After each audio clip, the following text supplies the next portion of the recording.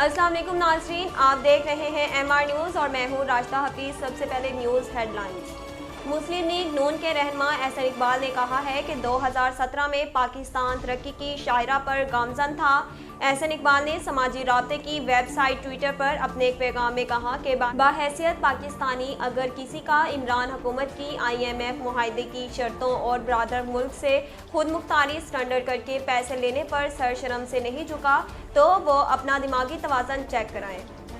इस्लामाबाद से आपको आगाह करते चले, हुकूमत ने छठा सेक्रेटरी खजाना तब्दील करके यूसुफ खान की जगह ग्रेड 21 के अफसर हामिद याकूब शेख को additional secretary incharge finance divisional तैनात कर दिया। वज़ीर आज़म की मंजूरी के बाद एस्टैब्लिशमेंट डिवीज़न ने सेंट्रल सिलेक्शन बोर्ड में तरक्की पाने वाले अफसरों के नोटिफिकेशन का अजरा शुरू कर दिया। पाकिस्तान सर्विस के 7 सेक्रेटरीट ग्रुप के 5 और कस्टम ग्रुप के 7 अफसरों को ग्रेड 21 में तरक्की दी गई है और तरक्की पाने वालों में चेयरमैन CDA और चेयरमैन कमिश्नर इस्लामाबाद आमिर अली अहमद भी शामिल हैं, जबकि सेक्रेटरी खजाना यूसुफ खान समेत 3 सेक्रेटरीज को तब्दील किया गया। मेजर जनरल आसिफ हुसैन को DG रेंजर पंजाब तैनात कर दिया गया। नोटिफिकेशन के मुताबिक मेजर जनरल कमाल अनवर को IG कोर बलोचिस्तान तुर्बत तैनात किया गया है। नोटिफिकेशन के मुताबिक मेजर जनरल कमाल अनवर को IG कोर बलोचिस्तान तुर्बत तैनात किया गया है, जबकि मेजर जनरल मोहम्मद मुनीर अफसर को IGFC खैबर पख्तूनख्वा DI खान की जिम्मेदारियां सौंपी गई हैं। सुप्रीम कोर्ट ने स्पीकर सिंध असम्बली आगा सिराज दुरानी को नैब के सामने सरेंडर करने का हुक्म दे दिया।